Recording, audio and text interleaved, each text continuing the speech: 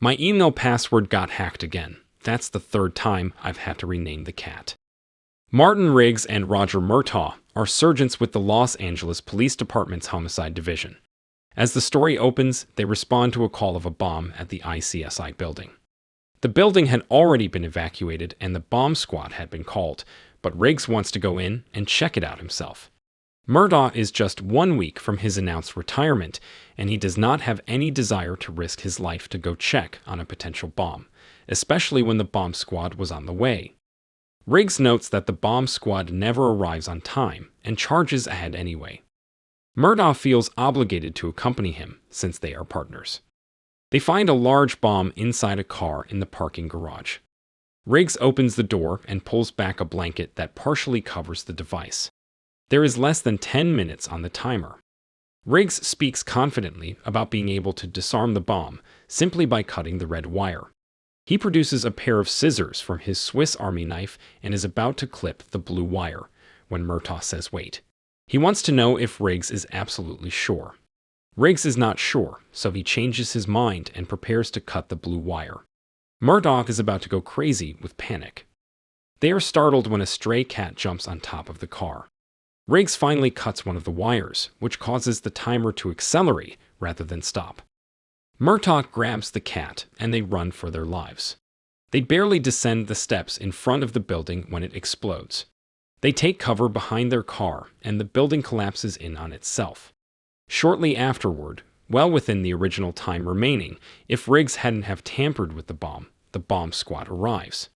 At least they managed to save the cat. The next day, they are both busted to the uniformed service, and they venture outside to start their patrol. They start arguing about the previous day's screw-up and can't even remember whether it was the red or blue wire that Riggs cut.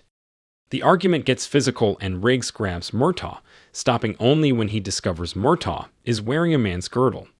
He had to wear one so he could fit into his old uniform again. Riggs decides to harass a jaywalker, preparing to write the man a ticket, prompting the man to argue with Riggs and Roger. Riggs pretends to lose his mind and prepare to shoot the man, scaring him off. He and Roger enjoy a hearty laugh, until Riggs suddenly notices some armored car guards arguing with a bank manager. Two men approaching an armored car are not recognized by one of the guards already inside the vehicle.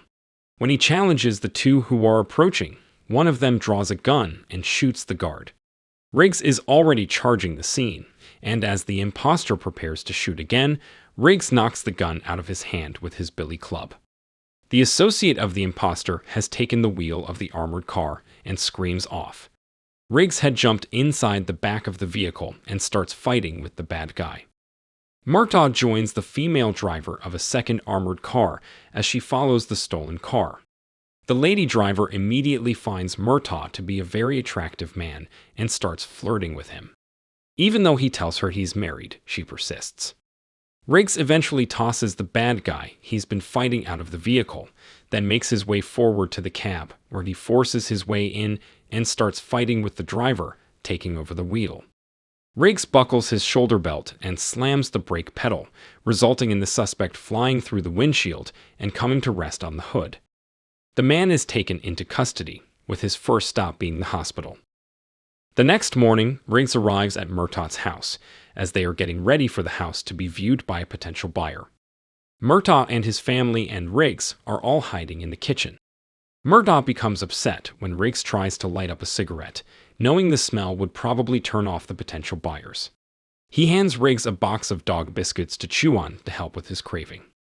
As it turns out, Leo Getz, their old witness protection client, is Murtaugh's real estate agent.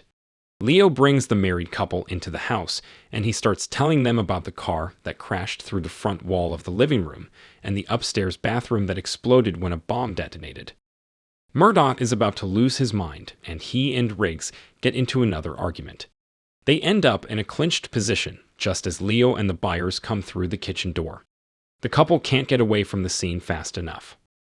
Murtaugh begins choking Leo for telling the couple all about the home's recent history. Leo protests, telling Murtaugh that the couple couldn't afford the house anyway, and he has to tell them about any damages in the interest of full disclosure. When Riggs reminds them of the time Murtaugh shot someone with a nail gun in the house, Leo asks if the addition of the room over the garage were properly permitted. That infuriates Murtaugh even more, but Leo quickly says he'd arrange for some backdated permits so that the sale, when they find a buyer, won't hit a snag. Before they leave for work, Murtaugh and Riggs see Murtaugh's son, Nick, talking to his best friend, Daryl, who dropped out of school and became a gang member. Murtaugh is very concerned about that, but realizes that Nick is a smart and savvy teenager who won't get mixed up in crime like his friend has. At a housing development in the desert outside Los Angeles, a man named Tyrone meets the foreman of the project, Jack Travis. He explains that people will buy the houses because they don't want to live next to people like Tyrone. He then calls over Smitty, who it turns out is the armored carrier impersonator that got away. Travis found out about the attempted heist, and he tells Tyrone and Smitty that doing something like that would jeopardize their project. He then has his men knock Smitty down and pour concrete over him, smothering and killing him. Travis forces Tyrone to watch. While heading to work, Riggs looks across the way and sees what looks like Murtaugh's eldest daughter, Rianne, being held at gunpoint. Riggs charges over, followed by Murtaugh. Riggs punches the guy and knocks him down, only to find out that the scene is a film production and Riggs just ruined the scene. The director is livid and fires Rianne, but Riggs lightly roughs up the director and forces him to rehire Rianne with a pay raise. At work, as they change into their patrol uniforms in the locker room, Murtaugh accidentally discharges his firearm. Riggs immediately starts kicking lockers and making lots of noise, so that the other officers who came running to see what happened will think he's having a tantrum. The two head to the shooting range, where they meet some of their comrades, including Officer Edwards, who is fresh out of the academy and is an incredible shot, impressing Riggs. Riggs shows them a new bullet just came into circulation on the streets, a Teflon-coated Magnum armor-piercing bullet that the bad guys called Cop Killer, demonstrating how it can penetrate a Kevlar vest. The bullets were found in the gun of Billy Phelps, the armored car suspect they caught. Riggs had him moved to interrogation, so he and Murtaugh could question him. Jack Travis arrives at the police building, where he reveals the credentials of an LAPD lieutenant. In the meantime, Riggs and Murtaugh go up an elevator with Lorna Cole, a female detective who is with Internal Affairs. At their mutual stop, it is revealed that Internal Affairs is taking over the Billy Phelps case. Angered by this change, Riggs and Murtaugh force Cole to go with them to see Captain Murphy and the head of Internal Affairs to clear things up. They decide to have Riggs, Murtaugh, and Cole work together on the case. Riggs and Murtaugh are also restored to their former positions as homicide detectives. While Riggs, Murtaugh, and the others are in their meeting, Travis enters the interrogation room to talk to Billy Phelps, but it turns out he's not there to talk, but to kill Billy. He produces a handgun with a silencer and quickly dispatches Billy, then calmly walks out. Riggs, Murtaugh, and Cole arrive at the interrogation room and find Phelps dead in his seat. Cole reveals that there recently were cameras covertly installed in every interrogation room, so they are able to see a close-up of Travis. Murphy tells them Travis is an AWL cop, who they correctly surmise has gone rogue. Leo Getz walks in on them to tell Murtaugh that the house has termites. Leo glances at the video and tells them he recognizes the man in the video. He thinks about it a while, then says he once got the man some Los Angeles Kings hockey tickets. As a result, the three go to a Kings game to see if they might find Travis there. Riggs cleverly makes use of the PA system to call Travis out. Ultimately, Leo sees Travis trying to run, and he takes off after him, actually jumping onto Travis. Their struggle carries them onto the ice, and Travis shoots Leo in the arm. Riggs follows Travis out of the arena, but loses him. Leo is taken to a hospital for a minor flesh wound, but Riggs persuades the doctor to admit Leo for a few days to keep him out of their hair.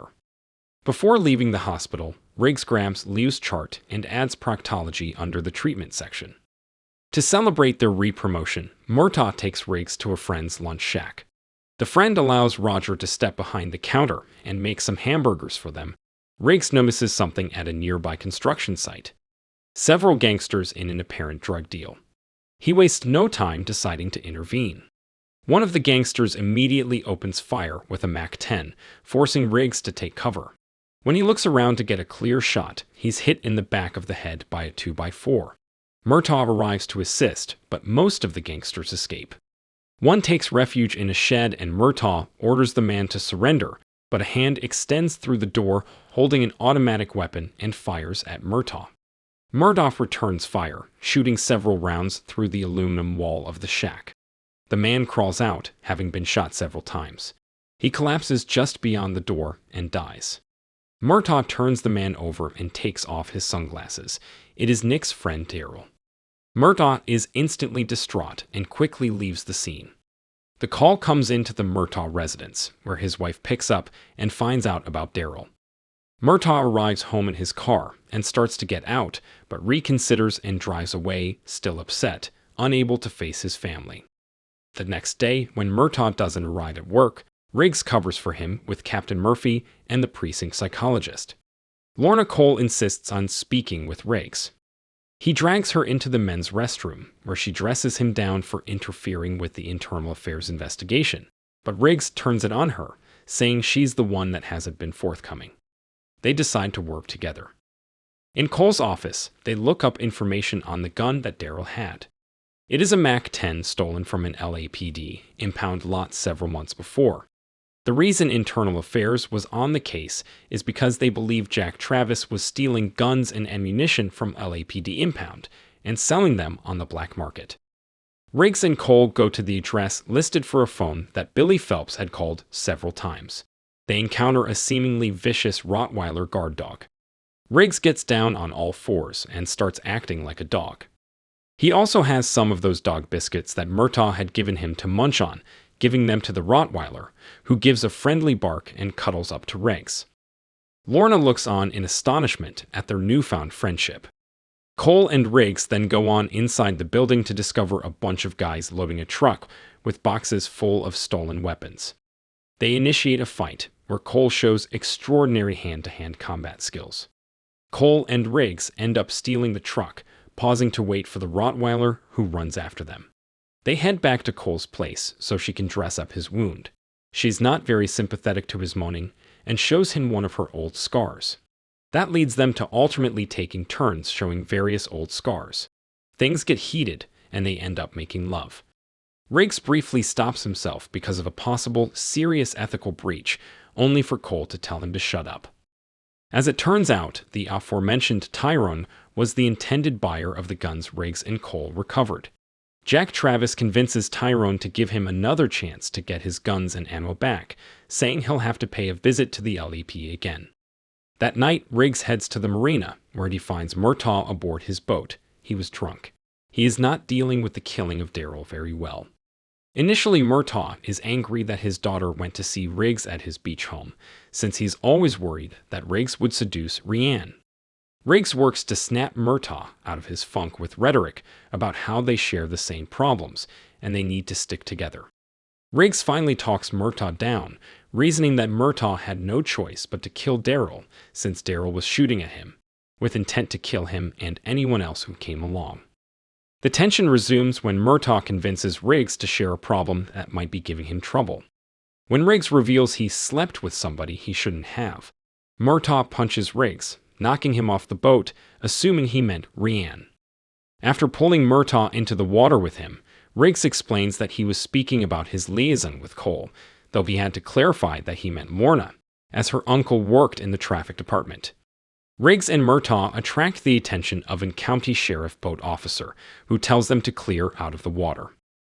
The next morning, Murtaugh finds Nick attempting to shave, getting ready for Daryl's funeral.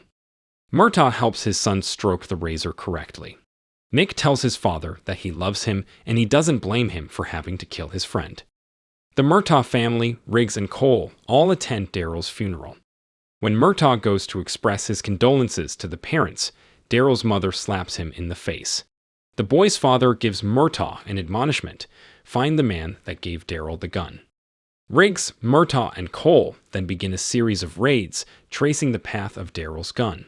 First, they strike one of Daryl's gang buddies, whom Murtaugh dresses down about genocide and black people killing each other. That leads them to Tyrone, who in turn directs them to one of Travis' associates, Herman Walters. Cole once more shows her hand-to-hand combat skills, this time for Murtaugh to see and much to the delight of Riggs, but Walters gets away. They were able to take one of Travis's henchmen, Hubie, into custody. Travis is on his way to the LAPD, where he takes Captain Murphy hostage and forces his way back into the LAP's storage facility to get more guns and ammo. Meanwhile, Riggs, Murtaugh, and Cole return to the precinct, where Murtaugh asks Riggs to show him some hand-to-hand combat techniques. Riggs demonstrates a roundhouse kick, but he positions Murtaugh such that he tries it out. He kicks a water cooler over, leading to a brief run-in with the psychologist. Some more research leads them to Mesa Verde Construction, Travis cover operation. Leo Getz returns from the hospital, promptly going through a tirade about hospitals because of an unnecessary rectal exam he received, before Murtaugh calms him down and sends him off to research Mesa Verde. As Travis finishes loading up the guns and ammo he's stealing, still holding Murphy hostage, Cole is on a computer and discovers that the files on the very same guns and ammo had just been accessed and deleted. She also mentions that her division had moved all the cop killer ammunition to one central location, downstairs in the very building they're all in. They hurry down to the storage room, with Edwards tagging along for extra help. Riggs tells Edwards to stay behind him and seek as much cover as he can. Travis attempts to escape via the subway, which was still under construction. The group discovers the guns missing and traces them down into the subway, where a firefight ensues. The bad guys attempt to kill Murphy, but he manages to push his immediate captor onto the rails, electrocuting him on the third rail, and gets away.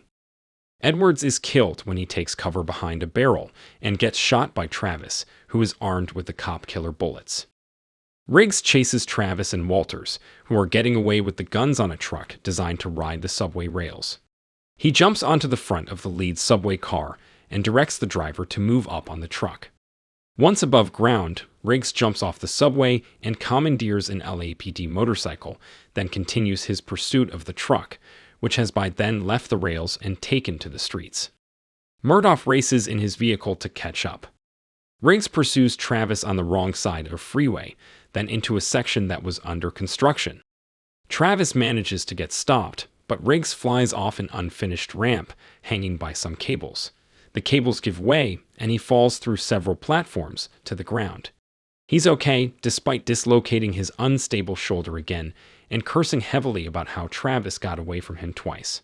Leo arrives on the scene. He announces that he has the location of Mesa Verde's desert construction project, Rancho Royale. Leo wants to go with them, but Murtaugh shoots out his car tires, preventing him from tagging along. Riggs and Murtaugh head to Rancho Royale, where they are joined by Lorna Cole. Murtaugh intends to use Daryl's gun to finish off Travis. They use Cole's empty car as a decoy, then attack the development. Riggs inserts a hose in the gas tank of a truck and siphons it to start a flow. Then he drives through the housing frames, spilling fuel all over the place. Murtaugh ignites the fuel, setting the development ablaze. Travis shoots Cole, and she goes down. Murtaugh fights through some of Travis' men, then finds a loose crate of cop killer bullets and loads up Daryl's gun with them. Riggs fights hand-to-hand with Travis, then gets pinned down as Travis tries to run him over with a front-end loader. Murtaugh takes out Walters, then tosses Daryl's gun to Riggs, loaded with the cop killer bullets. Riggs shoots through the bucket of the front-end loader, killing Travis. Tending to Cole, Riggs finds that she was wearing 2 bulletproof vests. She was still badly hurt, but they prevented fatal injuries. Riggs goes with her as she is taken by helicopter from the scene. He then lectures her on how you're supposed to live for somebody, not because of them, declaring his love for her. Murtaugh's final day of work arrives, and he is taking a bubble bath when his family comes in to celebrate his retirement. He breaks the news that he's decided not to retire after all. Leo then comes marching into the bathroom and says he's finally sold the house, but when Murtaugh tells him about his decision not to retire, Leo gets upset, and Trish Murtaugh has to usher him out. The movie ends with Riggs arriving and saying goodbye to Rianne as she heads to her own work. He's also started smoking again because of his dog biscuit problem. Murtaugh is again suspicious that Riggs has designs on Rianne, but Riggs eases his fears by saying that things are getting serious between himself and Cole, who he is picking up from the hospital later that day. They already have a dog, after all. In a post-credits scene, Riggs and Murtaugh arrive at the scene of another bomb threat. As soon as they exit their vehicle, the building explodes. They quickly get back in the vehicle and drive off like nothing happened, both cursing their bad luck. If you enjoyed this video, don't be shy to hit the like button, and if you disliked it, hit the dislike button twice, just to be sure. It would be best if you watched the whole movie. Thank you very much for watching. Please subscribe for more videos like this.